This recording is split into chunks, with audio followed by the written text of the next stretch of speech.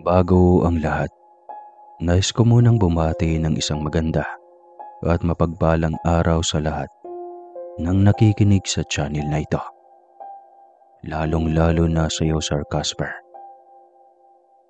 Matagal na panahon nang nangyari ang kwentong ibabahagi ko sa inyo. Hango ito sa tunay at sariling karanasan pa ng lola ng aking ina, na tawagin na lamang natin sa pangalang Francita o Sita for short. Bali, ilalahad ko ito na para bang ang abuela ng aking ina ang nagkukwento sa inyo, nang sa ganun ay hindi kayo malito at mahirapan sa pag-intindi. Wala nang paligoy-ligoy. Sisimulan ko na kaagad ang kwento ng unang pag-ibig ni Lola Franceta sa nilalang na talagang kakaiba. Lola Franceta POV. Walang eksaktong taon, sa isang liblib na lugar sa Kabisayaan, naninirahan ang aming pamilya. Malayong malayo pa ito sa Kabiasnan at hindi pa naaabot ng kuryente ang aming bayan. Napapaligiran pa ng mga nagtataas ang puno at nagyayabungang mga damo ang kapaligiran. Sa unang punta mo nga'y aakalain mong nasa paanan na kami ng bundok na katira. Pero hindi. Sadyang na mga panahong ito, liblib pa talaga halos lahat ng lugar sa Kabisayaan.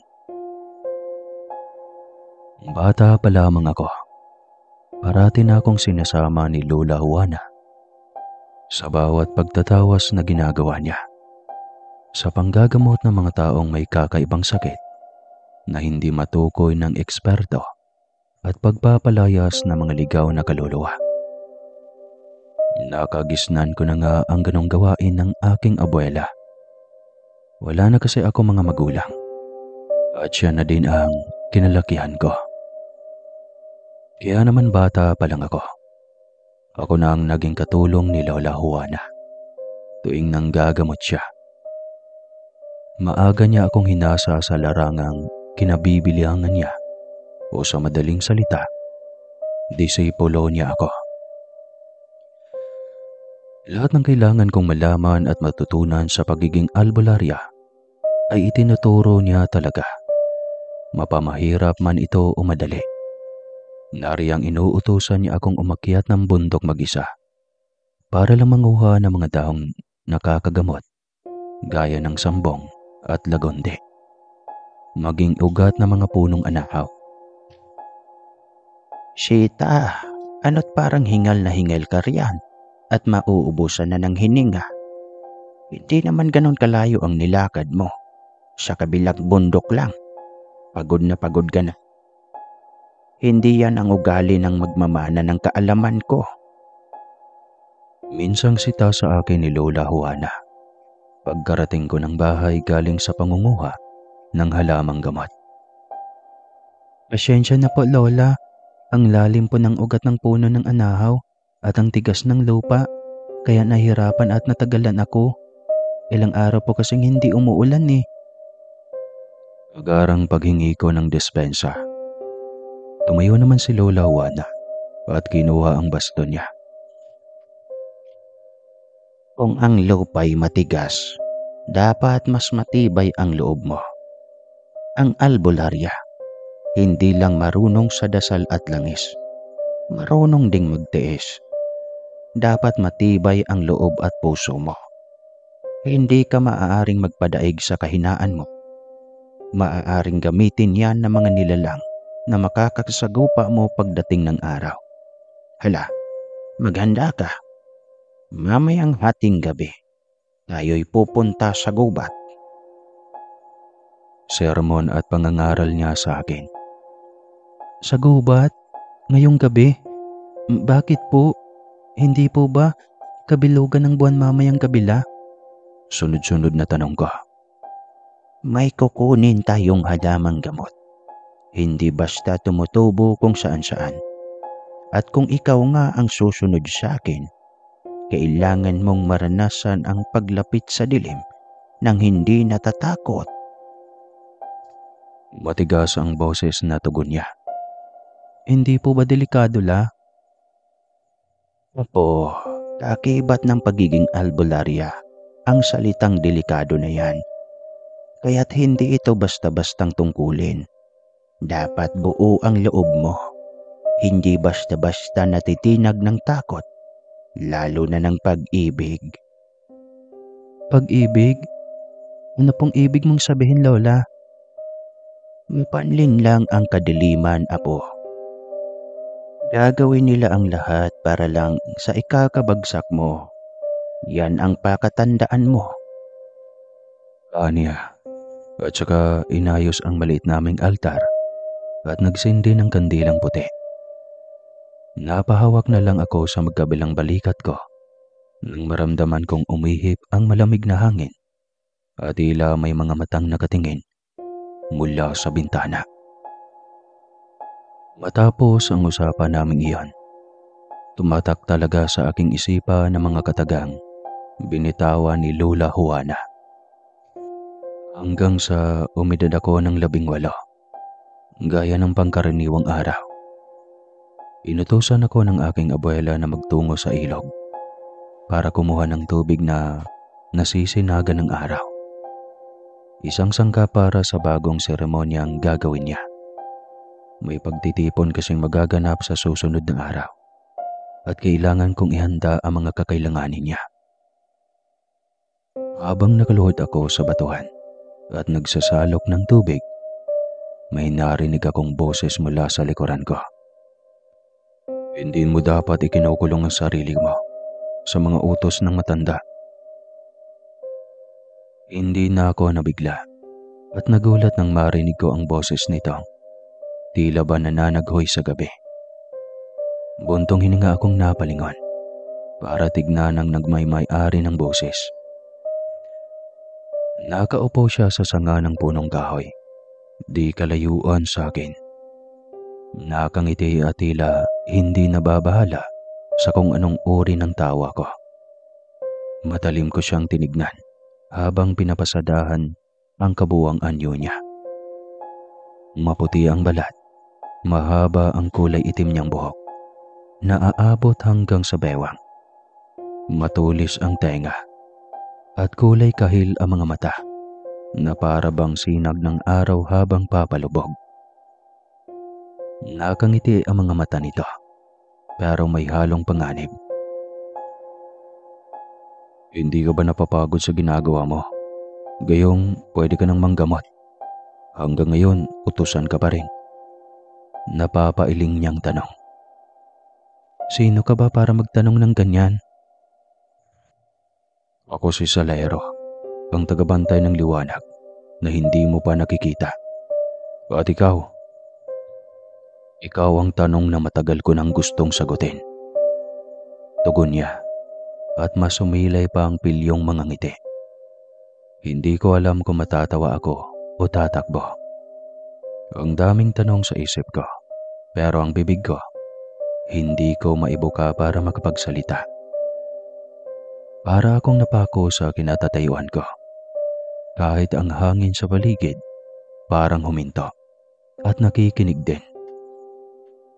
Pakiwari ko din sa oras na ibuka ko ang bibig ko para magsalita, ay tawa lang ang tanging lalabas. Ayaw ko naman mangyari yon sa kadahilan ng baka mabastusan sa akin ang nilalang. Napahugot muna ako ng malalim na hininga at kinondisyon ng sarili bago nagsalita. Anong ibig mong sabihin? Tanong ko. Ngumiti na naman siya. Yung ngiti na hindi mo alam kung nanliligaw o nanlilinlang. Ibig sabihin, matagal na kitang hinihintay. Natawa talaga ako sa itinugon niya. Hindi ko siya kilala. Pero alam kong galing siya sa mundo ng mga engkanto. Base pa lang sa itsura niya. Subalit nang magtama ang paningin naming dalawa, ay natigilan ako nang bigla akong makaramdam ng kakaiba. Yun bang parang nakalimutan mong kilig na ngayon lang ulit bumalik? Parang pamilyar siya. Parang matagal na kaming hindi nagkikita.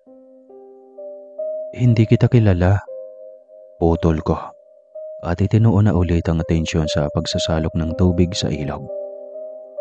Hindi ko pa kasi napupuno ang palayok na dala ko. Oo nga, sagot niya.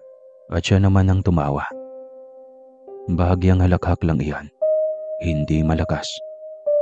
Pero may halong lungkot sa boses niya. Pero hindi mo ba nararamdaman? Hindi ba ako pamilyar? Napatigil ako sa ginagawa ko. Biglang lumamig ang paligid. Hindi malamig na masarap, kundi lamig na para bang may dumaang anino. Bigla akong kinalabutan. Anong kailangan mo sa akin? Seryosong tanong ko na. Narinig ko ang pagbaba niya sa puno at paglalakad pa palapit sa akin. Kaya naman minadali ko na ang ginagawa ko. Saktong pagkatayo ko, sumalubong sa akin ang napakagwapong mukha ni Salairo. Agaran akong napapikit ng akalain kong magkakauntugan kami ng ulo. Sobrang lapit kasi ng pagmumukha nito. Nang maramdaman kong wala namang tumama, ay marahan kong idinilat ang mga mata ko. Napakalapit pa rin ang mukha nito. Nakatingin lang siya sa akin, diretso. Yung tipong wala ng arte at walang biro. Ang totoo, gusto lang kitang makasama, kahit saglit. Kitang-kita ko sa mga mata niya ang pagiging seryoso nito. Hindi agad ako nakasagot. Sa unang tingin, akala mong isa lang siyang gwapong lalaking ligaw sa kagubatan. Pero alam kong mapanlin lang ang mga tulad nilang engkanto, mapaglaro at tuso. Ako na mismo ang umiwas nang maramdaman kong tila may mahinang kuryenteng dumaloy sa balat ko. Karaniwang sinyalis pag may nilalang na hindi galing sa mundong ito. Hindi ko kailangan ng bagong kaibigan, sagot kong mariin. Hinawakan ko ang kwintas na ibinigay sa akin ni Lola noong bata pa ako. Mutya ito ng kamagong, simbolo ng lakas at katatagan. Ginagamit bilang proteksyon at pangpalakas ng loob.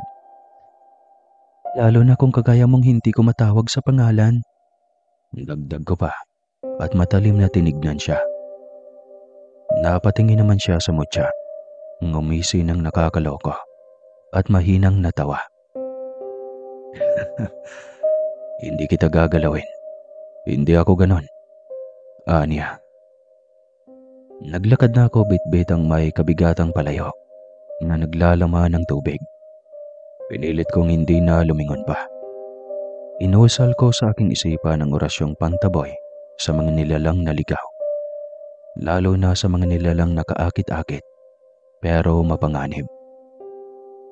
Pero bago pa ako makalayo, narinig ko ulit ang boses niya. Mababa, halos hangin na lang. Albularyo ka naman, malambot pa rin ang puso mo. Natutukso. Napalingon na ako pero wala na siya. Subalit naiwan ang napakabangong amoy bulaklak sa hangin. Hindi ko alam kung guni-guni o yun talaga ang pabangong ng isang nilalang na tulad niya. Makalipas ang ilang hakbang, nagsimulang bumigat ang hangin. Parang may humahabol sa akin na hindi ko maipaliwanag. Tumigil ako sandali. Pinikit ko ang mga mata at saka sinapo ang dibdib ko. Muling nag-usal ng pangproteksyong dasal. Subalit natapos na lang ako sa maikling pag-usal, hindi ko pa rin napapanatag ang loob ko. Parang may kung anong bumabagabag sa akin. Ang puso ko. Nakakaramdam ng kakaiba. Hindi sakit. Hindi naman kilig. Kundi yun bang pagkaramdam na may naiwan ka sa bahay na nakabukas at maaaring magsanhi ng kapahamakan. Huminga ako ng malalim Kailangan kong kumalma. Isa akong albularya. Hindi ito ang unang beses na nakaengkwentro ako ng engkanto. Alam ko kung paano sila iwasan. Alam ko ang mga pangontra. Alam ko ang dasal. Pero bakit parang hindi sapat? Pagka-uwi ko sa bahay naming maglola, hindi ko na binuksan ng ilaw o gasera. Isa kasi iyon sa mga paniniwala namin. Kapag may dala kang kung ano mula sa gubat, huwag mong paalabin ang liwanag. Hindi mo kasi alam kung anong klase ng nilalang ang nakasunod sa iyo mula sa kagubatan. 3 beses akong nagpagpag ng paa bago pumanhik sa loob. Tahimik ang bahay. Amoy ng mga tuyong dahon, ugat at langis ang bumungad sa akin. Tanda na naghahanda na din ang aking abuela para sa gaganaping pagtitipon bukas. Kahit walang kaluskos at ingay, alam kong nasa loob lang ng bahay si Lola at gising siya. Lola, andito na po ako. Tawag ko habang inilalapag sa mesa ang palayok na dala ko. Lola, kanina sa ilog, may nagpakita sa akin. Panimulang wika ko, kahit na walang sumasagot sa akin. Pero sa sulok ng silid, nakita kong nakatayo siya. Nagbubugaw ng usok mula sa baon ng niyog na isa lang ang mata. May baga iyon at insenso. Isang nilalang mula sa mundo ng mga engkanto. Dala mo ang samyo ng nilalang na iyon, apo. Sambit ng aking abuela. Bulong lang iyon pero sapat para marinig ko. Matapos kong mailagay ng maayos ang palayok na naglalaman ng tubig sa mesa, ay hinarap ko na si Lola. Tumango ako at tinanggal ang mutsyang kwintas ko. Lalaki siya. Salayro ang pangalan niya. Nakita ko siya sa puno ng batilis. Napatingin na din sa akin si Lola. Kunot ang noo nito na halatang nagtataka. Salayro? Matagal ko nang hindi naririnig ang pangalang iyon. Ay, napabuntong hininga siya at napapailing. Kilala mo po siya, La? Tanong ko. Agad akong kinabahan sa lalim ng kanyang buntong hininga. Hindi ko siya nakilala. Pero kilala siya ng mga ninuno natin. Isa siya sa mga liwanag na naligaw. Engkanto na minsang naging tagapagtanggol. Pero tinaboy sa sarili niyang mundo. Minsan mabait, minsan mapanira. Paliwanag nito. Marahan siyang naglakad patungo sa altar. Kinuha ang bote ng langis na may mga lumulutang na hibla ng halaman. Inilagay niya ito sa kamay ko. Pahiran mo ang batok at pusod mo bago ka matulog. Buksan mo ang bintana, pero wag mong lalagyan ng asin. Hayaan mo siyang dumaan, pero wag mo siyang pansinin. Paano kung... Hindi ko na natapos pa ang sasabihin ko. Nang bigla nitong putulin ni Lola at mariing sinabing, Alam niya na albularya ka, apo, pero hindi niya alam kung gaano ka kalakas. Matapos niyang sabihin iyon, ay iniwanan niya ako sa kinauupuan ko. Hindi na ako nakapagsalita pa, lalo na nang mapansin kong bahagyang kumikislap ang kandila sa altar kahit walang hangin. Kinagabihan, kahit anong pahid ko ng langis, kahit anong dasal ang paulit-ulit kong inusal, hindi pa rin nawawala ang kakaibang kaba sa dibdib ko. Pagkahiga ko sa papag, kakapikit ko pa lang. Naramdaman ko na agad yung bigat at lamig. Ang katahimikang tila nakakabingi. Masyadong perpekto para maging totoo. Maya-maya pa, nawala na ang amoy ng insenso. Kasabay nun, ay nawala din ang tunog ng mga kuliglig sa labas. Tulog na ang katawan ko, pero gising na gising ang diwa ko. Nananaginip na ako nun, alam ko. Nakatayo ako sa gitna ng malawak at patag na bukid. Madilim ang langit pero sa malayo, may liwanag na kulay kahil. Parang araw na papalubog, pero hindi gumagalaw. Sa gitna ng liwanag, nakita ko ang isang bulto ng katawan ng taong nakatayo. Pero sa kaloob-looban ko, batid kong hindi iyon totoong tao. Marahan itong naglalakad papalapit sa akin. Amoy niya pa lang. Alam ko na kaagad kung sino ito. Si Salahiro. Hindi siya nagsasalita. Tinitigan lang niya ako. May kalakasan ng hangin sa paligid na inaalon ang mahaba niyang buhok. Kasabay sa pag-alon ng suot kong mahaba at puting bestida. Akala ko ayaw mo sa akin. Bulong niya. Hindi gumagalaw ang bibig niya. Pero naririnig ko siya diretso sa isip ko. Ilang di pa na lang ang layo namin sa isa't isa. Kaya naman, kitang-kita ko na ang kabuuhang anyo niya. Kung hindi lang ako albularya, siguradong kanina pa nanlulumo ang mga tuhod ko. Dahil sa malakas na aurang dala niya. Nakakabighani talaga ang itsura niya. Hindi ko maipagkakailaihan. Ngunit sa gaya kong albularya at hindi dapat humanga ang katulad ko sa mga kagaya niya. Pinigilan ko ang aking sarili. Hindi ko gusto ang hindi ko naiintindihan. Lakas loob na sagot ko. Muli ay sumilay na naman ang pilyong ngiti sa labi niya. Lumapit pa siya. 1, 2, 3 hakbang. Gustuhin ko mang tumakbo papalayo dahil sa kabang nararamdaman ko. Pero hindi ko na nagawang gumalaw pa.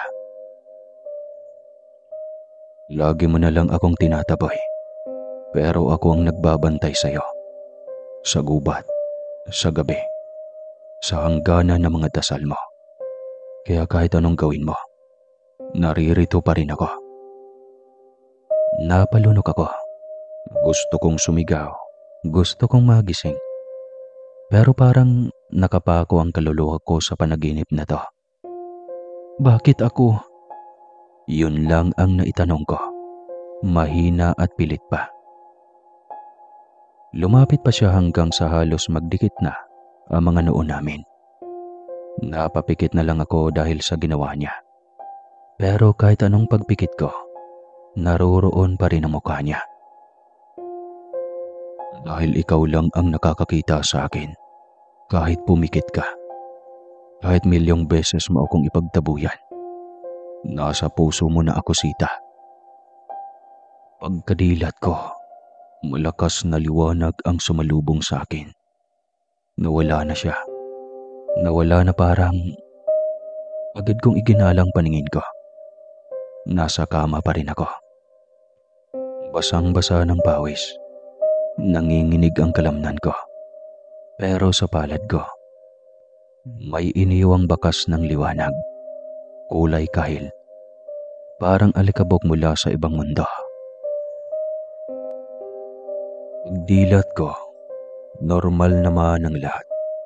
May sinag na ng araw sa bintana. Maingay na ang mga manok sa labas. Sa kusina, narinig ko na ang kalansing ng kutsara sa tasa at ang pag-ubo ni Lola Juana. Palatanda ang gising na siya at nagkakape. Bangon ka na dyan, Sita. May tipon sa plaza mamaya. Tulungan mo akong ihanda ang mga kagamitang dadalhin natin sa pagtitipon. Sigaw ni Lola mula sa kusina. Tumayo na ako, nagbihis at pilit ibinalik ang sarili sa normal. Pagkadating ko sa kusina ay nakita kong nakahanda na ang ibang kagamitan ni Lola. Ang mga halamang gamot, pulang tela at isang malapad na baul na gawa sa luma at makintab na kahoy. Mamaya, ipapakita ko sa mga taga-baryo na ang paghilom ay hindi lang para sa mga may sakit, kundi para sa mga takot. Ngumiti siya, sabay turo sa bawl. Sigurado ka na po dyan sa gagawin mo, Lola? Paninigurong tanong ko. Alam ko kasing hindi biro ang gagawin niya. At isang pagkakamali lang, magdudulot ito ng malaking kapahamakan. Oo naman apo, matagal ko na itong pinaghandaan. Diyan natin ibubuhos ang tubig ng araw na dala mo kahapon. Nasasabik na tugon ni Lola Juana. Hindi lang kasi basta-bastang albularyo ang aking abuela. Siya ang kahuli-hulihang babaylan sa aming angkan na kayang makipagkonekta sa kalikasan. Pero mas gusto niyang albularya ang itawag sa kanya kesa sa babaylan. Napatango na lamang ako at nagtimpla na ng kape. Habang nagkakape ay tinulungan ko na din siya sa pag-aayos. Pagsapit ng 3:00, nagsimula nang magtipon-tipon ang mga tao sa plaza. May banda, may sayawan, may mga palaro. Pero ang pinaka-inaabangan ng lahat, ang pagtatanghal ng matandang albularya ng aming baryo, si Lola Juana. Nang maihanda na ang lahat at nag-umpisa na ang programa, dinala ko ang bowl at tubig na nakalagay sa palayok at inilagay ito sa gitna ng entablado. Matapos iyon, ay bumaba na ako at si Lola naman ang umakyat sa entablado. Tumayo siya sa gitna, suot ang lumang saya. May pulang pamigki sa bewang. Hawak niya ang tangkay ng kawayan na may mga palaspas at dahon ng sambong. Tahimik ang lahat nang magsimula siyang magsalita. Sa ilog ng liwanag, sinasahod ang lakas ng araw. Sa tubig, sumasama ang alaala ng lupa. At sa harap ninyo, ibinabalik ko ang balanse. Ibinuhos niya ang tubig sa bowl. Sa harap ng mga tao, kumislap ang tubig. May mga bulang umaangat at ang liwanag ng dapit hapon ay parang naglalaro sa ibabaw. May mga batang napahanga. May matatandang halos hindi makapaniwala. Isa itong ritual ng pagpapagaling, hindi lang sa katawan, kundi sa komunidad. Kakaiba at kahanga-hanga talaga ang taglay na kakayahan ni Lola Juana. Habang pinapanood ko siya sa tabi ng entablado, naagaw ang atensyon ko nang maramdaman ko ang isang pares na mga matang sa akin nakapako. Hindi na ako nahirapang hanapin kung nasaan iyon banda. Lahat kasi ng tao ay nakatingin kay Lola sa entablado. Siya lang ang bukod tanging naiiba. Si Salairo. Nakatayo sa likod ng mga tao. Kita ko kaagad ang kahil niyang mga mata. Tahimik lang siyang nakangiti sa akin na para bang kaming dalawa lang ang naroroon sa plaza. Walang pumapansin sa kanya na para bang walang ibang nakakakita bukod sa akin. Sa isang kurap lang na mga mata ko, bigla na lang sumulpot sa harapan ko si Salairo. Dala ang pilyong mga ngiti niya. Napangiti na din ako. Naramdaman ko ang biglang paghawak niya sa kamay ko at marahang hinila ako papalayo sa kinaroroonan namin. Sa hindi malamang dahilan, nagpatianod ako sa ginawa niya. Noong sandaling iyon ay may kung anong saya ang bumalot sa aking puso. Nawala biglang pagsusungit ko sa lalaki. Para bang napakalapit namin sa isa't isa. Bigla ko ring nakalimutan na isa akong albularya. Hindi pwedeng makipaglapit sa kagaya niyang lantaran kung magtapat ng nararamdaman. Ilang sandali lang, napansin kong nakasuot ng simpleng damit si Salaira. Parang isang normal na tao. Pero kung titignan mo, litaw na litaw pa rin ang kagapuhan nito. Hindi niya naitago ang kislap na mga mata niya at ang buhok na parang laging bagong suklay ng hangin. Teka, anong ginagawa mo dito? Tanong ko habang naglalakad kami. Gusto lang kitang makita at makasama. Masama ba? Hindi naman, pero napakaraming tao. Baka may makakita sa'yo, sa atin. Napatawa siya ng mahina sa sinabi ko. Ay, alam ko. Kaya nga ganito na ang isinuot ko. Kahit ang sikip-sikip at makati sa katawan. Parang may mga gumagapang sa balat ko eh. Aniya. At ipinakita pa sa akin ang suot niyang pangtao. Sino ba naman kasi ang nagsabi sa iyong magganyan ka? Wala ka bang ginagawa sa mundo niyo? O kung saan kuweba ka galing? Pilit na pagsusungit ko sa kabila ng sayang nararamdaman ko. Ouch, ang sakit mo naman magsalita. Sinaktan mo ang damdamin ko. Hindi mo ba alam? Isa akong hari ng mga engkanto. Binaba ang digdignad para lang makita ang isang mortal. Tapos ang bungad mo, kuweba agad. Tila nagtatampong wika niya. Ang kulit mo talaga. Bakit ka nga nandito? Muling tanong ko. Inunahan niya ako sa paglalakad at naglakad siya paatras ng nakaharap sa akin. Kasi baka lang gusto mong manood ng sayawan ng may kasama. O baka gusto mong subukan yung puto bongbong. Alam mo ba, kung ako ang bibili para sa'yo, magiging mas masarap yun. Nagpapakyut niyang tugon. Salamat na lang pero kaya ko namang manood ng mag-isa.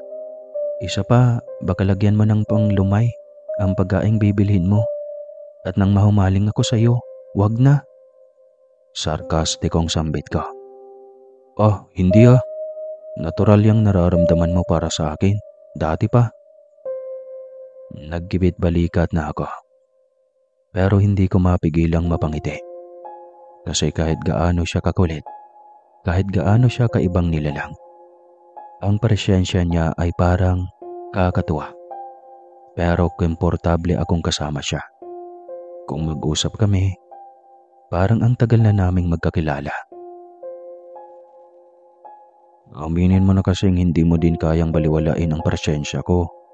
Sige ka, kapag ako nawala alam kong mamimiss at hahanap-hanapin mo din ako. Dagdag niya pa. Napatawa na lang ako. Huminto kami sa paglalakad nang matapat kami sa isang nagbebenta ng kakanin. Titig na titig siya sa kulay itim na bikong may latik sa ibabaw. Ramdam kong gusto niyang matikman ang pagkain iyon. Bibili ba kayo iha, iho? Mura lang to at kaluluto lang. Tanong ng tendera. Marahan kong pinisil ang kamay ni Salairo na nakahawak pa rin sa akin para mabalik siya sa ulirat niya. Magkano po? Pwede na po ba ito?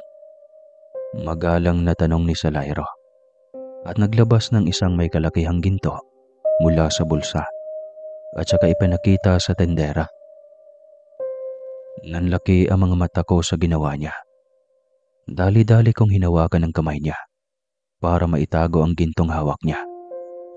Hilaw akong napangiti sa tendera ng biko at mabilis na hinila si Salairo paalis sa tindahang iyon. Bakit? Bakit mo naman ako hinila palayo roon?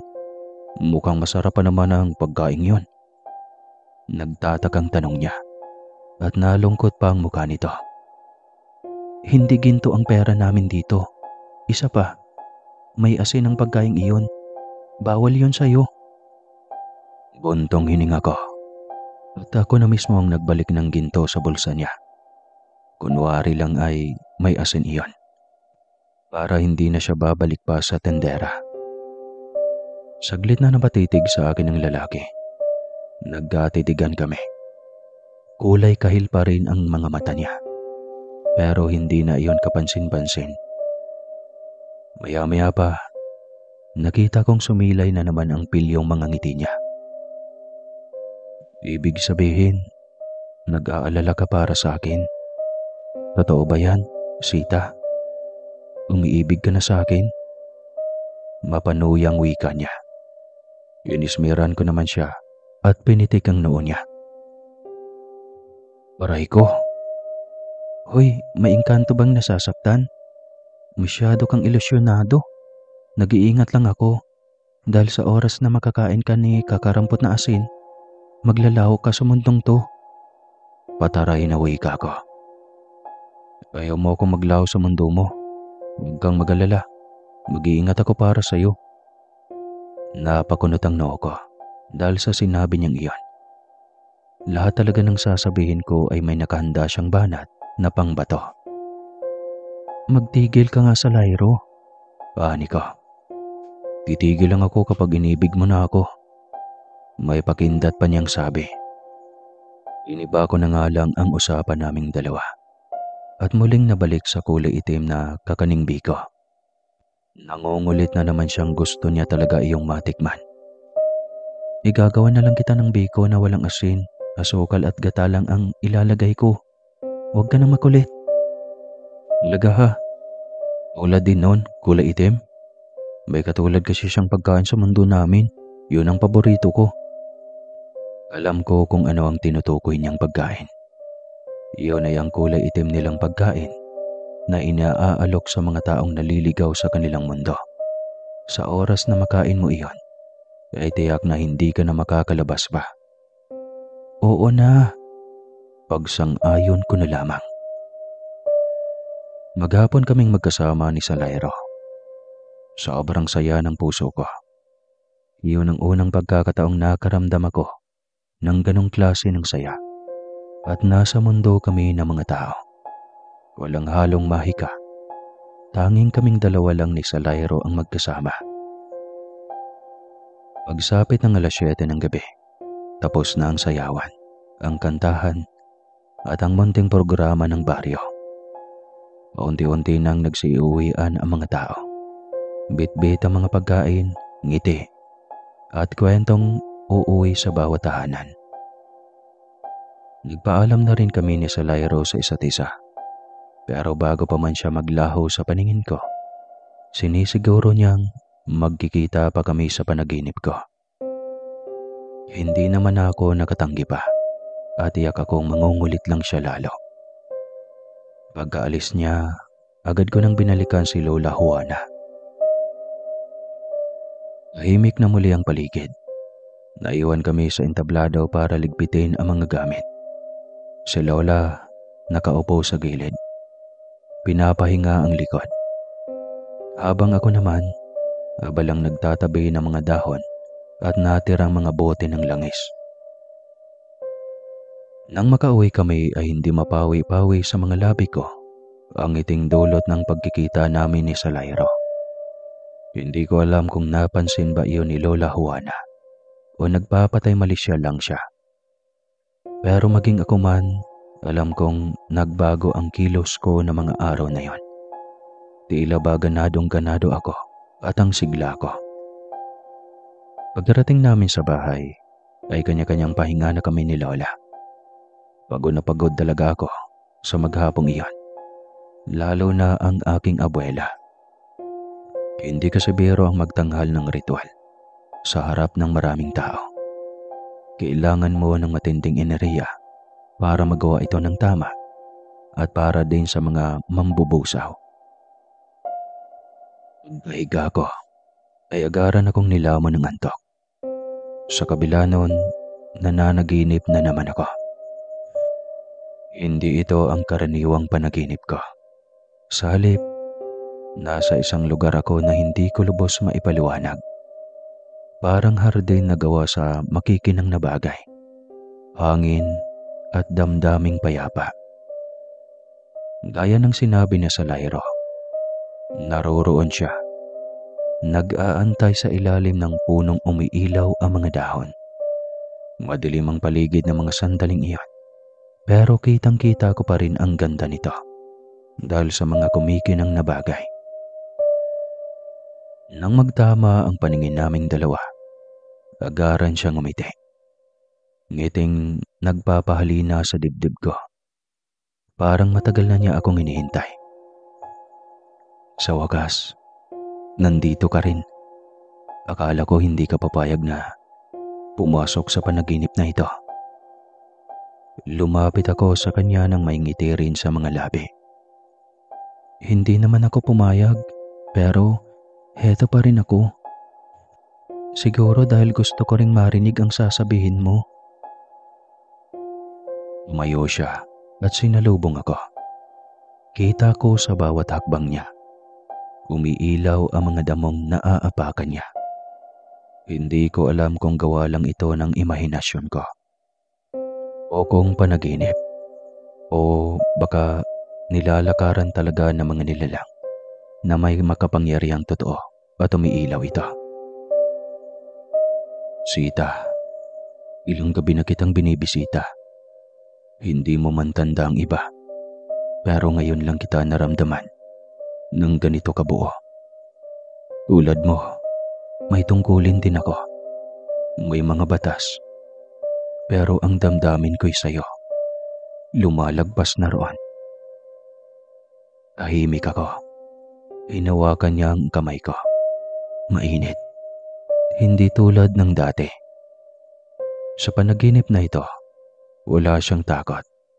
Wala rin akong alinlangan. Hindi ko hinihiling na talikuran mo ang pagiging albularya.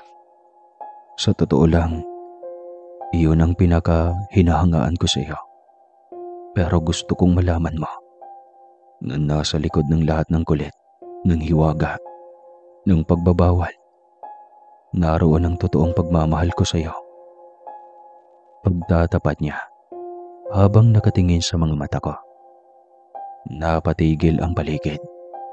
Tila huminto ang hangin para bigyang daan ang tibok ng puso ko. Sa layro, hindi ko na tinapos. Hinawakan ko ang kanyang pisngi at tinignan ko siya. Hindi bilang engkanto, kundi bilang lalaking unang tinibok ng mortal kong puso. Alam kong totoo at kung panaginip man to, ayaw kong magising. Paberong wika ko. Hindi ko alam kung saan ko napulot ang mga katagang iyon. Basta ako naman ang nagbiro at bumanat sa kanya. Tumawa siya. Masayang tawa. Hindi yung maloko, kundi yung puno ng ginhawa. Maghahawa kamay kami. Magtatabi kaming umupo sa ilalim ng punong umiilaw. Tila ba hindi ito panaginip? Niyakap ko ang katahimikan ng mga sandaling iyon. Para kaming nasa pagitan ng mga bituin at dahon, kung saan ang lahat ng batas ng lupa at langit ay pansamantalang nabura. Isang mundo na kami lang ang naroon. Lahang-dahang hinawakan ni Salayro ang ibang hibla ng buhok ko at inilagay sa likod ng tenga ko. Tila ba alon sa lawa ang bawat galaw niya. Nakakabighani talaga. Nung una kitang makita, alam kong may panganib sa iyo. Hindi dahil masama ka, kundi dahil alam kong kaya mong sirain ang lahat ng itinayaw kong depensa. Mahinang wika niya habang pinagmamasdan ang mukha ko.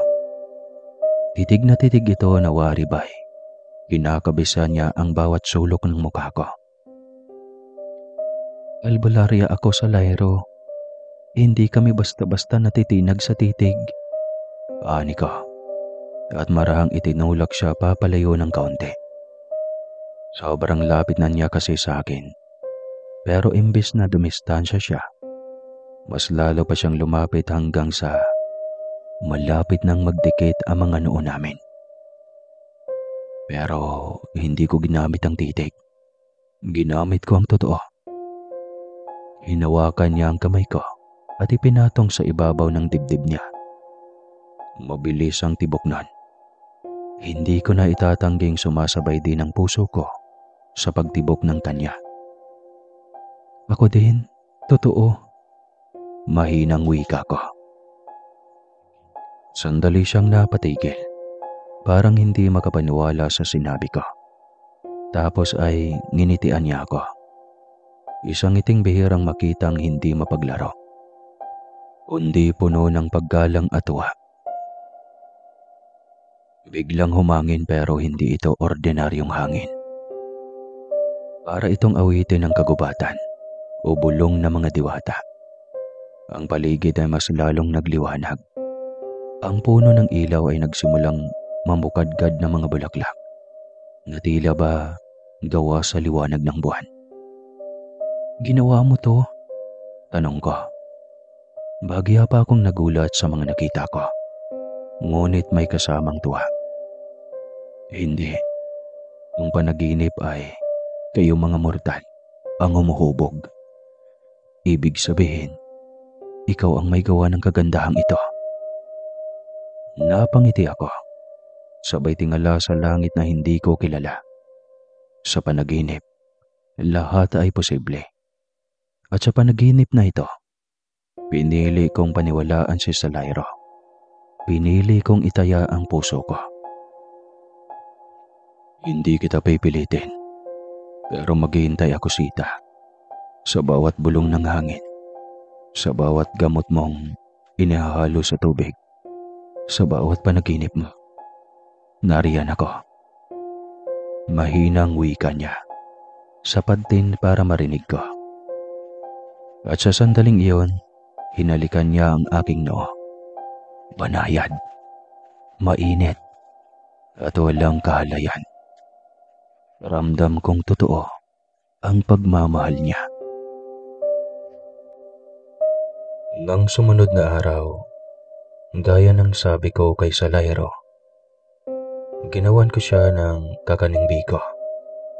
Apol na malagkit ang ginamit ko para magmukha itong kulay itim. Hindi naman nagtaka si Lola Juana nang sabihin kong iaalay ko sa mga diwata ang niluluto ko. Matapos kong makapagluto, ay nagtungo ako sa ilog kung saan unang beses kaming nagkita ni Salairo. Pagkarating ko roon, mataman kong hinintay ang pagdating niya.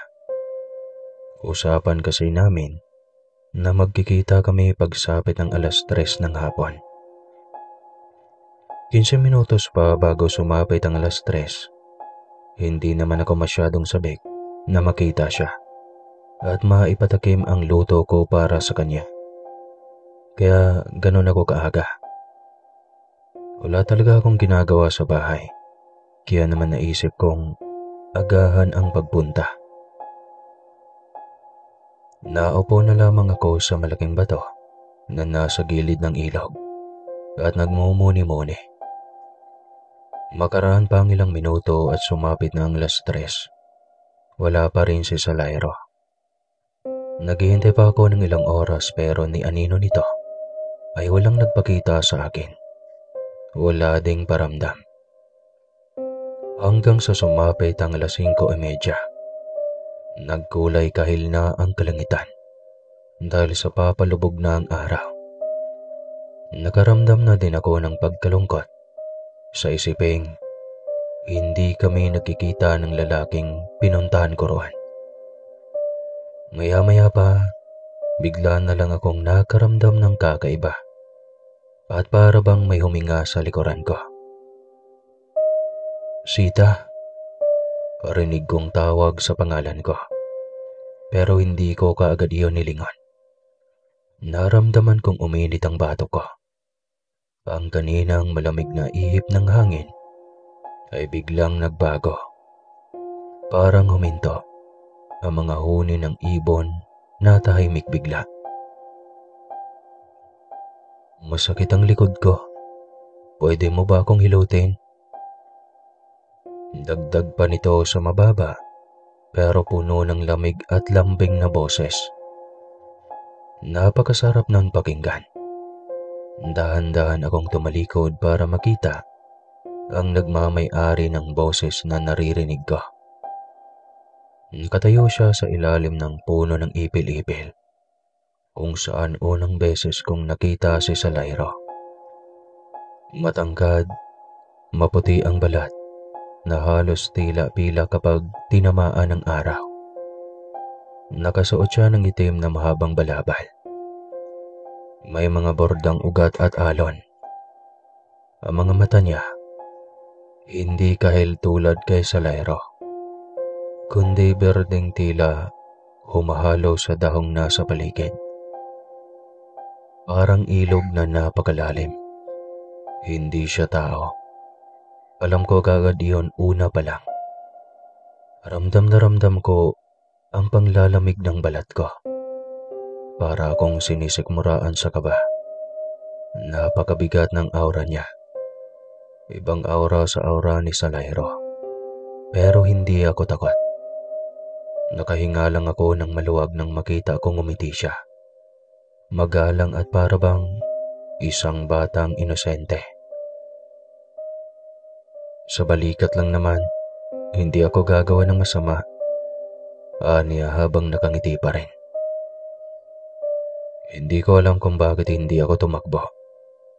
Unti-unti ding naglaho ang kabang naramdaman ko.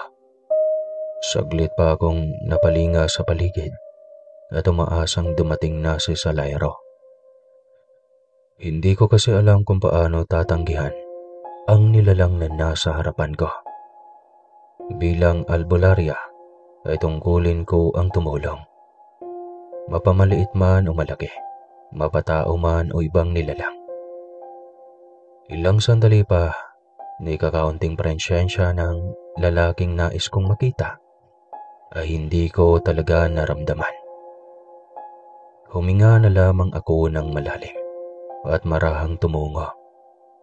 Tanda ng pagpayag ko sa gusto ng nilalang na may berdeng mga mata. Mas lalo pang lumapad ang ngiti niya at naglakad papalapit sa akin. Umupo siya sa isang malaking ugat na bigla na lang lumitaw sa harapan ko. Nakaharap siya sa akin ng bahagya niyang ibaba ang suot niya at inilitaw ang balikat. Umambad sa akin ng maputi, malapad at makinis nitong balikat. Ang mga litid niya ay banayad na humulma sa itaas na mga braso, paakyat sa leeg. Napatingin na lamang ako sa kanyang mga mata habang pinipigilan ang pagbigat ng hininga. Walang hipo ng galit at kasinungalingan ang mga mata nito. Para bang napaka-inosente talaga. Pero wala ring init ng tao. Nagsimula akong magmasahe gamit ang langis ng yerbang buwaynang lagi kong dala. Tahimik lang kaming dalawa. Pero sa bawat dampi ng mga kamay ko sa kanyang balikat, pakaramdam ko'y may humihigop sa akin. Parang bawat hilot ay pagbukas sa kung anong hindi dapat. Maraming salamat. Ako si Failan. Bulong at pagpapakilala niya sa akin pagkatapos ng ilang minuto. Tsaka inayos na ang suot niyang damit. Tumingin siya sa akin at ngumiti. Ikaw lang ang nakakausap ko ng ganito. Ang ibang albularya at albularyo, hindi nila ako pinapansin. Dagdag niya pa nang may pagtatampo sa boses nito. Baka hindi ka nila kilala o nakikita, sagot ko. Halos hindi na lumalabas ang boses ko dahil sa kakaibang kaba ng dibdib ko. Ngumiti siya ulit, pero sa pagkakataong ito, mas totoo, mas tao na. Siguro, pero ikaw, Sita, ikaw, marunong kang makinig at nakikita mo ko. Wika niya sa malumanay na boses. Tumayo na siya at tumalikod. Mag-ingat ka, Sita, lalo na sa mga tulad kong hindi tinatanggap sa liwanag. Dagdag niya bago lumakad palayo at gaya ni Salairo. Naglaho siya sa hangin. Nawala bigla ang katahimikang bumabalot sa paligid. Narinig ko na ang mga huni ng ibong dumadapo sa puno at kuliglig. Pero ang balat ng palad ko, mainit pa rin. At ang langis sa aking kamay, hindi na amoy ng yerba buena, kundi amoy usok ng insenso at lupa ng gubat. Malapit ng lamunin ng dilim ang paligid. Kaya naman iniwan ko na sa tabing ilog ang dala kong baon ng naglalaman ng kakaning biko. Hindi na talaga nagpakita si Salairo. Tahimik na binaybay ko ang daan pabalik sa bahay namin ni Lola Juana. Pero bago pa man ako makarating sa bahay, ay nadaanan ko sa isang tindahan si Lola. May binili ito kaya nilapitan ko na siya at ako nang nagbitbit ng mga binili niya. Matapos niyang bumili ay sabay na kaming umuwi. Tahimik muli. May kalusko sa mga dahon, may tunog ng mga kuliglig at palaka mula sa ilog. Pero sa pagitan naming dalawa ni Lola, wala na isang salita.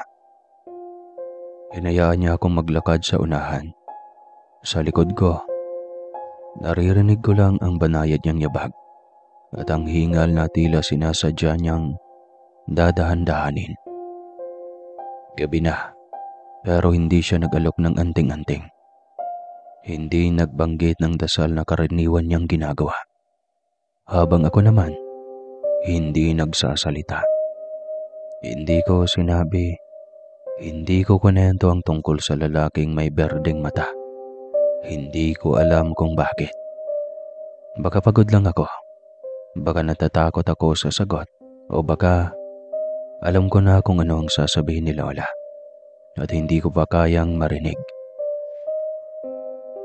Pagkarating sa bahay, nauna siyang pumasok. Binuksan niya ang ilawan. Kumuha ng tuwalya at nagpunas ng pawis. Samantalang ako naman ay dumiretso lang sa kusina. At inilagay sa mesa ang mga pinamili niya. Naganda na din ako ng panghapunan naming dalawa. Pagkatapos sa makapagluto, kumain na kami. Habang kumakain kaming maglola, ay namutawi na naman ang katahimikan sa pagitan naming dalawa. Wala akong lakas para magsalita. Mabigat pa rin ang loob ko dahil sa hindi namin pagkikita ni Salairo. Isa pa'y paulit-ulit na bumabalik sa aking isipan ang engkantong may berdeng mata na si Failan. Maligo ka at matulog ha, utos ni Lola. Matapos naming kumain at inililigpit ko na ang pinagkainan namin. Di ba bawal maligo sa gabi? Nagagalit ka nun? Takang tanong ko kay Lola. Dahil noong mga panahong iyon ay nagagalit ang mga matatanda kapag sa gabi ka naliligo. Dahil bukas ng umaga ay maaga pa lang, may pupuntahan tayo. Saan po? Takang tanong ko. Pero ngumiti lang siya at hindi ako sinagot. Hindi na ako nagtanong pa. Pumasok na ako sa silid ko at inihanda ang damit ko para sa pagligo. Matapos kong maglinis ng katawan, agad na akong nahiga. Pero bago pa ako tuluyang makatulog, naisip ko na naman ang lalaking si Salairo. Bakit kaya hindi na siya nagpapakita? Ano kayang nangyari sa kanya? Saan kaya siya nagpunta? Mga katanungang hindi ko maiwasang itanong sa sarili ko. Kakaisip ko ay naalala ko ang mga sinabi sa akin ni Lola Juana. Mapanling lang ang kadiliman, apo. Gagawin nila ang lahat para lang sa ikababagsak mo. Yan ang pakatatandaan mo. Nasapo ko na lang ang ulo ko dahil sumasakit na ito. Hindi ko na alam ang gagawin at naiinis na ako sa sarili ko. Bakit ba kasi hinayaan kong palapit sa engkantong yun? Iritang sambit ko sa aking sarili, tsaka isinobsob ang mukha sa unan. Makaraan lang ang ilang sandaling pananahimik ko. Tuluyan na akong nakatulog. Tahimik na ang paligid, pero sa panaginip ko ay hindi. Nasa gitna na naman ako ng isang pamilyar na tanawin. Parang sa pangalawang beses naming pagkikita ni Salairo. Malamig ang hangin, kulay abo ang langit, tila nagbabadya ng malakas na ulan, at ang damoy patay na. Natutuyot na ito. Sa dulo ng barang, nakatayo na naman siya. Bulto pa lang ng kanyang katawan ay kilala ko na kaagad kung sino ito. Si Salairo. Suot pa rin niya ang mahabang balabal na tila, hinabay mula sa ginto. Ang buhok niya itim at hinahangin ng malamig na simoy. Pero ang mas nakatawag pansin sa akin ay ang kanyang mga matang kulay kahil. Tila ba nagliliyab iyan? Ngunit may iba sa kanyang itsura. Hindi na siya ang parehong Salairo na unang lumapit sa akin. Ngayon, ang mata niya ay naglalaman ng isang hindi ko matukoy na emosyon. Sama ba ng loob o galit? Salairo, bakit ako nandito? Hindi ko na napigilang tanong. Lumapit siya ng dahan-dahan. Walang ingay. Parang ang lupa mismo ang umalalay sa bawat hakbang niya. Ang bilis mong bumigay. Pinakitaan ka lang ng balikat. Siya na agad ang laman ng isipan mo. Sagot niya. May halong pangingit-ngit ng ngipin sa kanyang mga labi na para bang nagpipigil siya ng galit. Anong ibig mong sabihin? Nagtataka at naguguluhang tanong ko. Nakita ko na, Sita. Nakita ko ang mga tingin mo. Bakit siya? Ang tinig niya ay malungkot at puno ng hinagpis. Siya? Sinong siya? Tanong ko. Hindi ko na alam kung anong klaseng panaginip ang muling binabalik sa akin ni Salairo. Ang may berdeng mata. Bakit siya? Ano ang meron siya? Nawala ako. Mariing tanong niya. Natigilan ako. At sa hindi ko maipaliwanag, muling nagliwanag ang paligid. Hindi dahil sa liwanag ng araw o buwan. Liwanag dahil nasagot ang katanungang nagpapagulo sa isipan ko. Si Failan? Sambit ko. Ayaw mo na agad sabihin ang pangalan niya. Samantalang ako, tila takot kang sambitin ang ngalan ko. Hindi mo ba ako ramdam, Sita? Hindi mo ba nakikita ang lahat ng ginawa ko? Lahat ng sakripisyo ko para sa iyo. Sunod-sunod na tanong niya. Puno ng kirot at galit ang boses niya. Teka sandali, anong ikinagagalit mo? Minasahe ko lang naman ang balikat ni Failan. Isa pa, bakit ba ako nagpapaliwanag sa iyo? Hindi naman kita nobyo. Bakit galit na galit ka? Kusa na lang naglabasan ang mga salitang iyon mula sa bibig ko nang hindi ko namamalayan.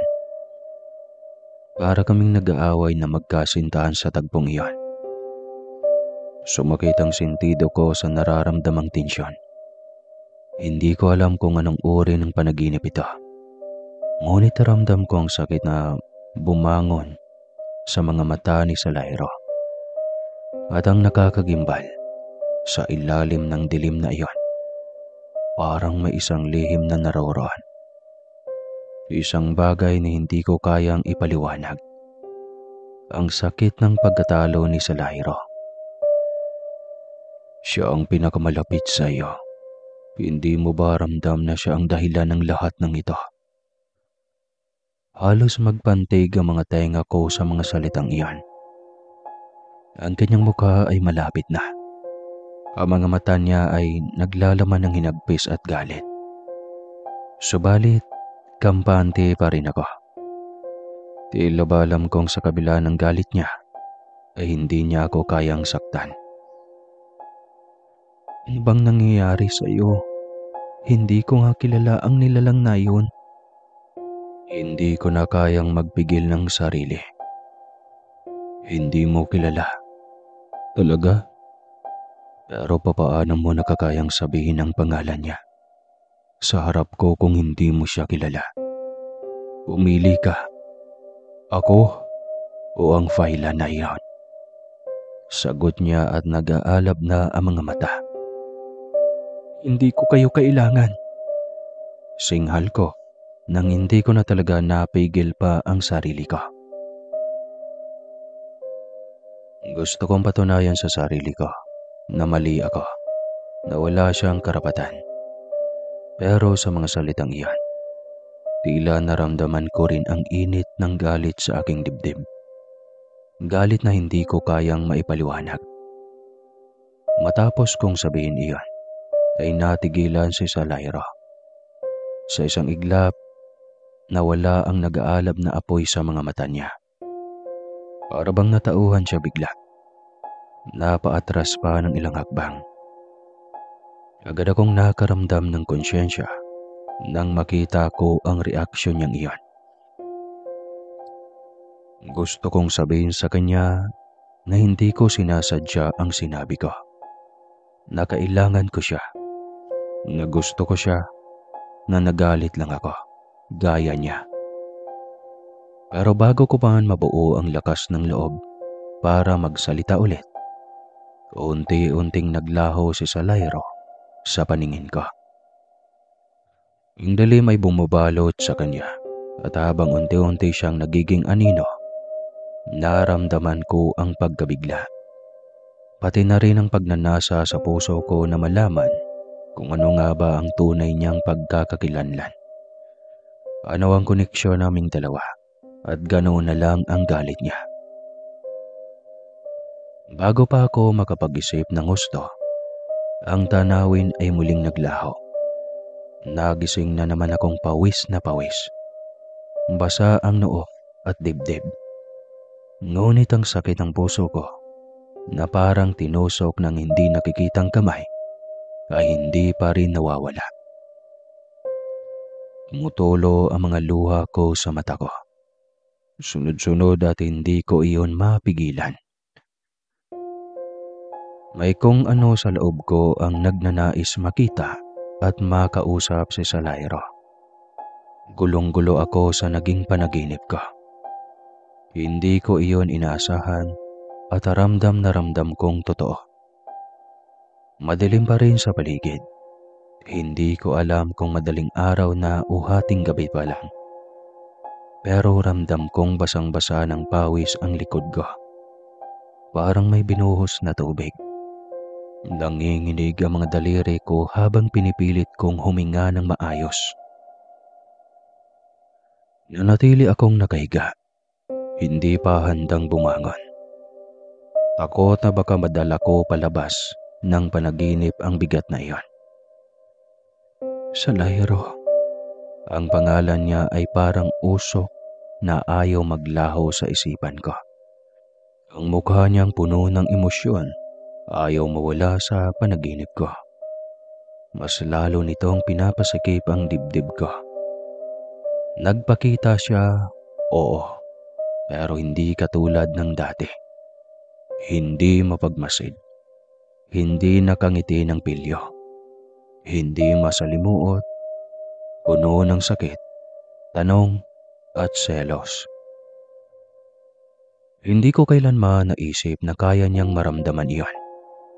Akala ko dahil hindi siya tao, mas mataas siya sa ganong damdamin. Pero ngayong nakita ko ang galit sa mga mata niya, ang pagdududa, ang pagkatalo, napagtanto kong baka mas tao pa siya sa ibang nilalang na nakapaligid sa akin. Tumagilid ako sa higaan, niyakap ang sarili. Sa gitna ng katahimikan, bigla kong naalala ang isa pang mata.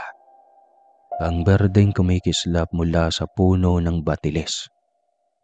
Hindi ko alam kung bakit parati din siyang sumasagi sa isipan ko. Napakarami ko ng nilalang na nakaengkwentro. Pero ang presensya niya ay parang hangin na hindi mawala-wala sa akin. Parang nakadikit na sa balat ko. Kakaiba, tahimik, pero hindi mo basta-basta malilimutan. Hindi ko man sinasadyang isipin siya, pero bigla-bigla na lang talaga siyang lumalabas sa aking isipan. Tila ba pinaglalaruan ako ng dalawang nilalang. Bakit sila parehong lumalapit sa akin? Ano ba talaga ang gusto nila? At bakit ako? Mga katanungang hindi nagpatulog sa akin. Pagkaliwanag ng paligid, narinig kong kumatok si Lola Juana. 3 beses pero marahan. Sita, po, gising ka na ba? May dadating tayong panauhin mamayang dapit hapon. Halika na't mag-ayos na tayo. Tawag niya mula sa labas ng silid. O, ano pong ibig mong sabihin, Lola? Sagot ko habang bumabangon. Kahit wala pa akong maayos na tulog. Pagkalabas ko ng silid, ay sa pagkainan na kami nag-uusap ni Lola habang nagkakape. Ngayong ganap ka ng albularya, kailangang matutunan mong harapin hindi lang ang may karamdaman, kundi pati ang mga nawawala sa gitna ng liwanag at dilim. May bigla ang kilabot na gumapang sa bato ko. Hindi na ako nakapagtanong pa. Alam ko kung ano ang ibig sabihin ng aking abuela. Mga nilalang na naman ito sa kabilang dimensyon na kailangan kong malagpasan. Gaya ng parati niyang sinasabi sa akin noong bata pa ako. Naging mabilis ang takbo ng oras ng araw na iyon. Pagsapit ng dapit hapon, sinundan ko si Lola papunta sa may dulo ng gubat. May maliit na kubo roon. Halos natatakpan na ng mga gumagapang na halaman. Minsan daw itong ginamit ng kanyang ina bilang silungan para sa mga nilalang na hindi lubos ang anyo o hindi ganap na hayop, hindi rin ganap na tao. Karating namin, may nakatayo na roon. Hindi ko siya agad namukhaan dahil sa liwanag ng dapit hapong tumatama sa kanyang muka.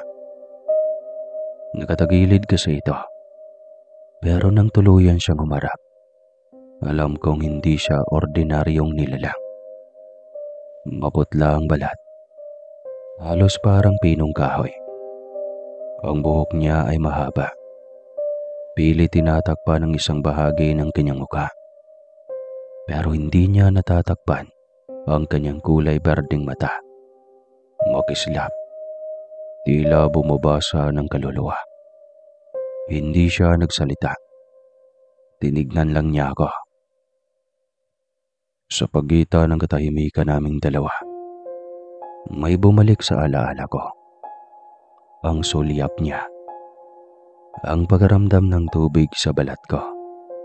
Ang bulong na hindi ko marinig. Pero tila nasa loob na ng dibdib ko. Kinakabahan ako.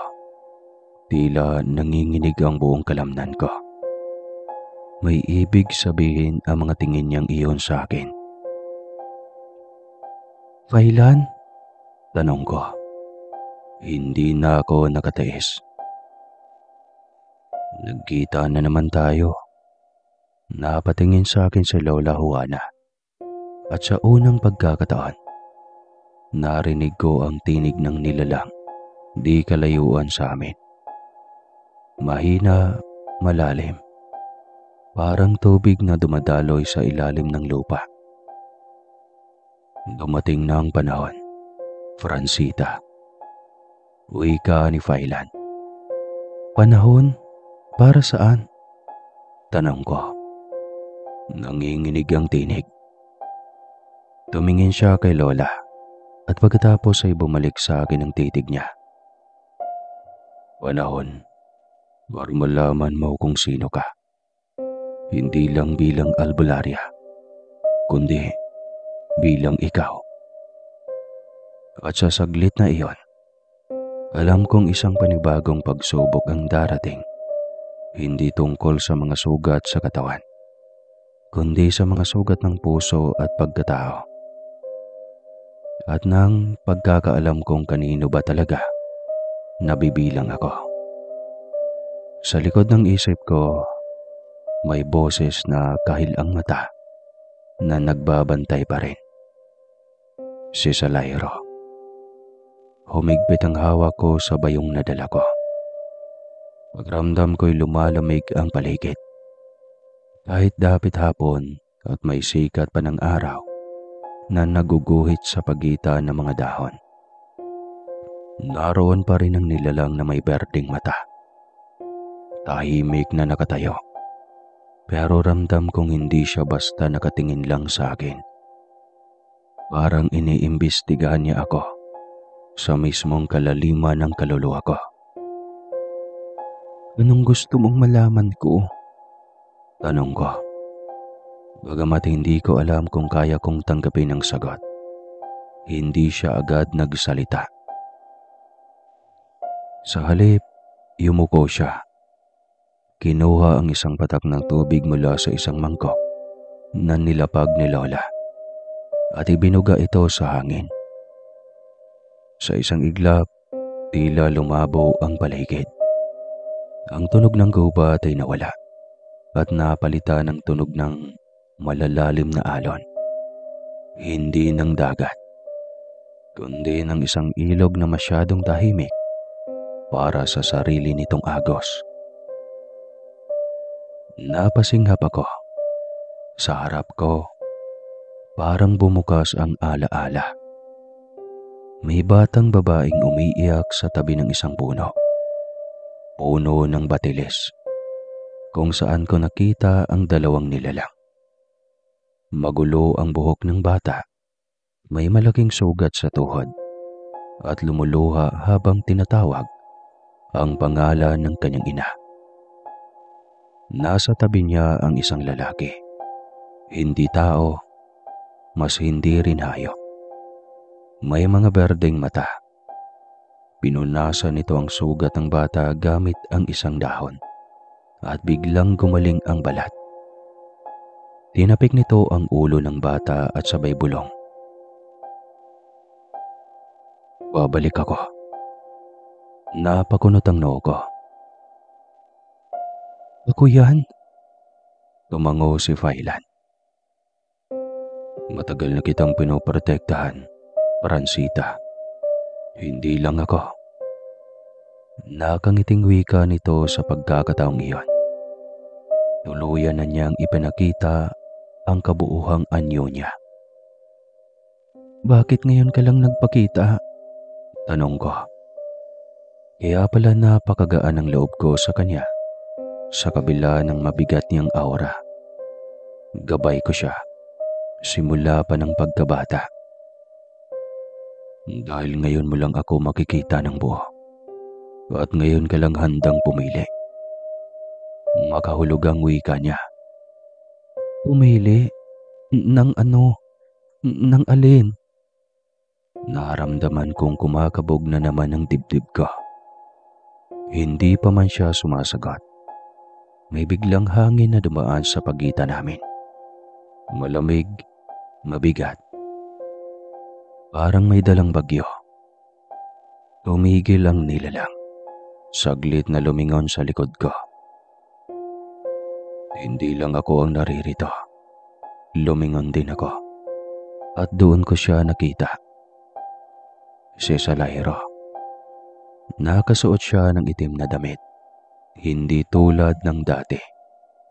Mas madilim ang aura niya ngayon. Hindi naglalakad. Parang lumulutang lang sa ere. Nang dumaan siya sa tabi ng mga halaman, nagsituwid ang mga ito na parang may takot. Tumingin siya sa akin. Pagkatapos ay kay Lola. At sa huling nilalang na may berdeng mga mata.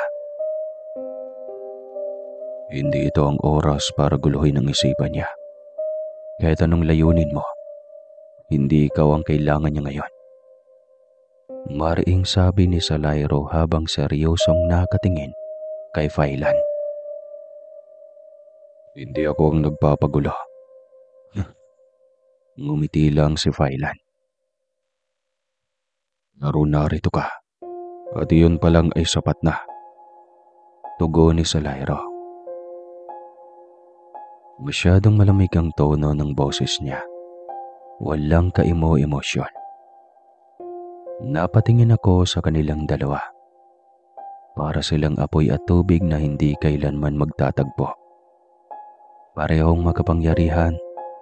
Parehong konektado sa akin sa paraang hindi ko pa lubos maintindihan. Sita, Sita. Sabay tawag nila sa akin. Parang inihila ko sa gitna ng dalawang mundo. Hindi ko kailangan ng alitan. Hindi ito laban. Hindi rin ako tropeyo. Matigas na sagot ko. Bahagyang nilakasan ang boses ko. Nagkatinginan ng dalawa. Tahimik.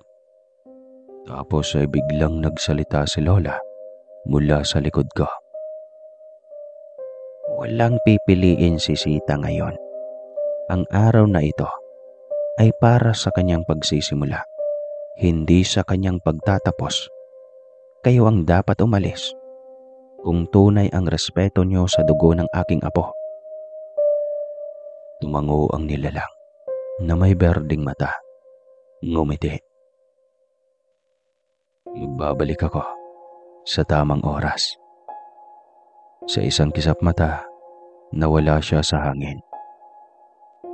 Nanatili si Salairo, pero saglit lang. Tinignan niya ako. Mas malambot na ngayon ang titig. Ngunit nagdudulot ng kirot sa puso ko ang mga tingin niya. Kung sakaling kailangan mo ako, hindi mo kailangan maganap. Narito lang ako. Mahinang wika niya at saka tumalikod.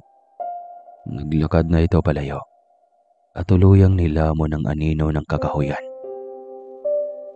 Naiwan ako, nakatayo, malalim ang paghinga. At hindi alam kung ano ang bahagi ng araw ang mas totoo. Ang katahimikan ng dapit hapon o ang bagyong umikot sa paligid ko. Dahan-dahan akong lumingon kay Lola. Lola, ano ba talaga ako? Nangingilid ang mga luhang tanong ko sa aking abuela. Isa kang albularya, Sita. Pero ang tanong, anong klaseng albularya ang pipiliin mong maging? Sagot niya, sabay tanong ng marahan sa akin. At doon ko naintindihan. Hindi sapat na makakita ako ng mga nilalang. Hindi sapat na alam ko ang mga bulong, ang mga gamot, ang mga dasal. Kailangan ko ring makita ang sarili ko. Naglakad kami ni Lola paalis sa lugar na iyon. Tahimik ang paligid. Pero hindi katahimikan ng kapayapaan, kundi katahimikan ng pasaring. ng mga tanong na gustong sumigaw pero piniling tikumin. Sa bawat ibag ko, parang may dinadala akong bigat na hindi ko alam kung akin o kung iniwan lang sa akin ng dalawang nilalang na nagharap kanina. Nang makarating kami sa paanan ng burol, umupo si Lola sa isang bato at tinignan ako. Hindi siya nagsalita muna. Tila inaamoy niya muna ang hangin. Inaalam kong may nakasunod pa. Kung ligtas na kami mula sa mga matang hindi tao. Ay, hindi ka na bata pa, Sita. Bungad niya habang nililinis ang mga daliring namumuti sa alikabok ng dahon. At di rin kita pinalagay para manatiling nakayuko sa harap ng mga tanong. Dagdag niya pa. Umupo ako sa damuhan sa tabi niya. Hindi ko alam kung ano ang dapat kong gawin, Lola. Hindi ko sila inimbita. Sila ang dumating. Hinaplos niya ang buhok ko. Dahil hindi mo sila tinataboy at hindi rin nila gustong sakupin ka. Gusto lang nilang mapansin. Napatingin ako sa kanya. Hindi ba delikado yun? Lahat ng hindi mo kilala, delikado. Pero hindi ibig sabihin ay masama agad.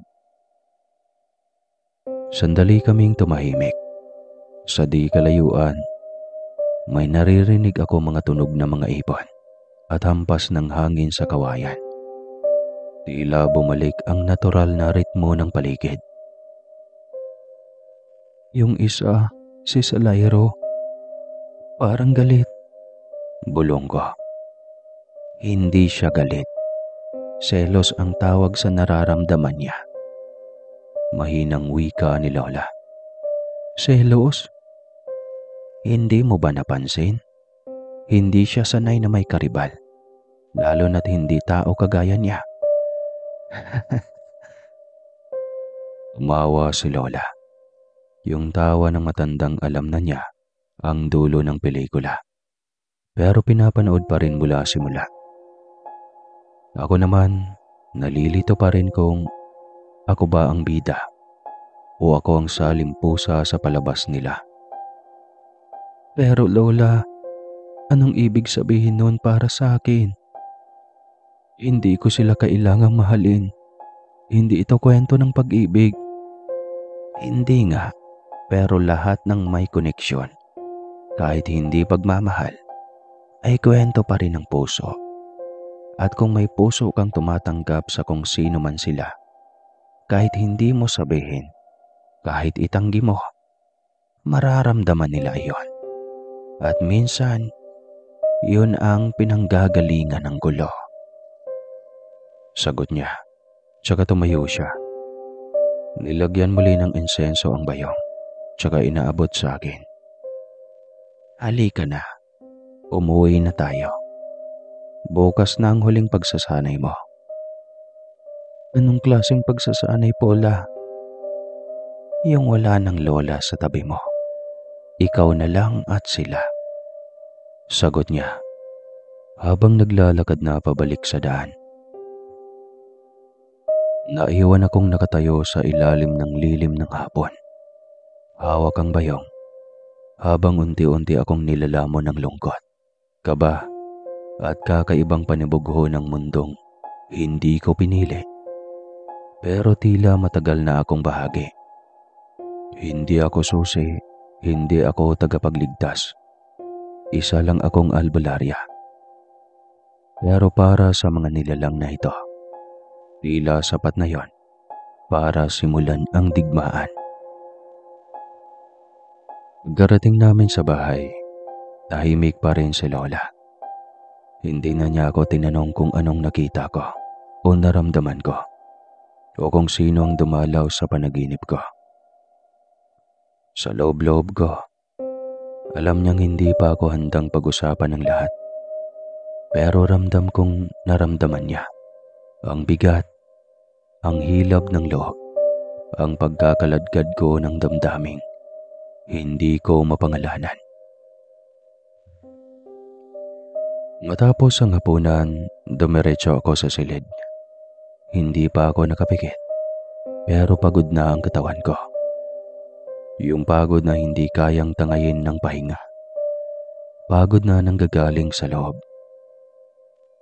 At tulad ng inaasahan ko, bumalik ako sa panaginip. Hindi na iyon ang malamig na parang na puno ng damo. Ngayon, nasa loob ako ng isang kuweba. Hindi madilim, pero may dilaw na liwanag mula sa mga batong parang hinihingahan ng araw.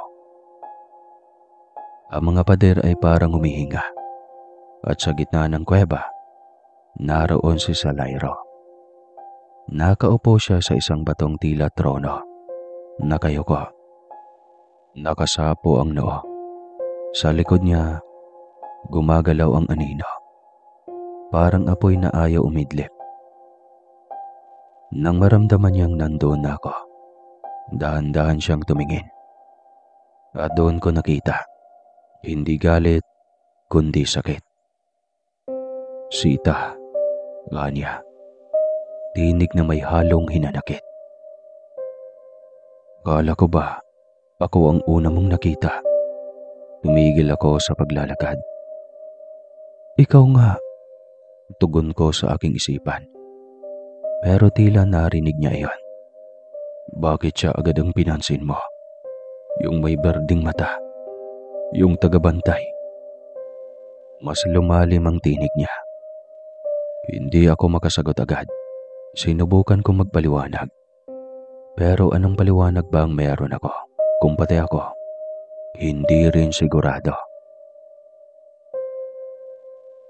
Hindi ko siya pinili, hindi rin kita pinili. Lumalapit lang kayong lahat. Bulong ko, at nangingilid na ang mga luha ko sa mata. Tumayo si Salairo. Mabagal. Parang sinasadyang iparamdam ang bigat ng bawat galaw niya. Ang kahil niyang mga mata ay parang apoy na tinatampal ng hangin. Ngunit hindi nawawala ang ningning. Hindi ako sanay na may ibang nakakakita sa iyo, Sita. Hindi ko gusto na may ibang tumatawag sa pangalan mo. Lalo na't hindi mo pa rin nauunawaan kung sino ka sa mata ng mga katulad namin. Wala akong espesyal na papel sa Lairo. Albularya lamang ako. Yun lang. Sagot ko. Tumigil siya sa harap ko. Malapit. Masyadong malapit. Ramdam ko ang init ng hininga niya. Amoy ng dahon na nasunog sa dapugan. Amoy ng lupa matapos ang ulan. Hindi ka lang basta albularya. Isa kang ilaw na hinahanap kahit nang nilalang naggaling sa dilim. At hindi madali iyon para sa amin. Lalo na kung may isa pang gustong makasilong sa liwanag mo. Napakagatlabi ako. Tuluyan ang tumulo ang mga luha ko. Hindi ko alam kung matatakot ako o maaawa. Pero ramdam kong hindi ito pananakot. Selos iyon. Selos ng isang nilalang na hindi sanay na maghintay. Lalo na't alam niyang posibleng hindi siya ang piliin. Hindi kita pag-aari sa Lairo. Alam ko, pero hindi ibig sabihin noon ay titigil akong magpakita. Sagot niya agad. Bakit? Sumilay ang isang mapait na ngiti sa labi niya.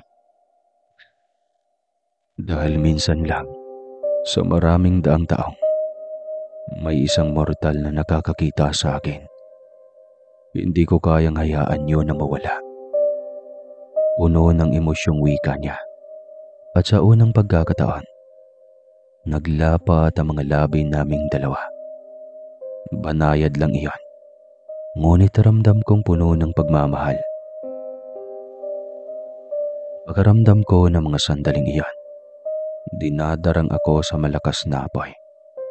Pero hindi ako nasusunog, kundi nag-aalab, lalo na ang damdamin ko.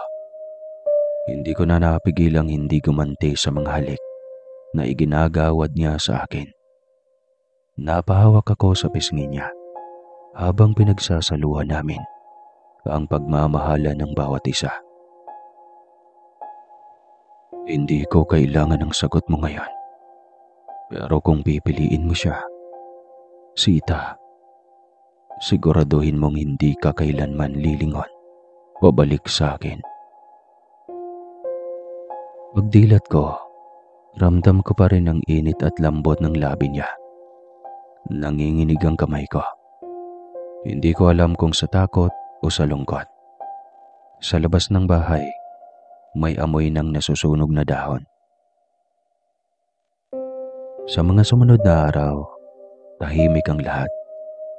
Hindi na bumalik si Salairo sa panaginip ko. Wala na ring berdeng matang sumusulpot mula sa mga anino. Tahimik ang paligid. Hindi yung tahimik na payapa, kundi yung tahimik na may iniwan. Parang may bumitaw, pero walang nagsalita.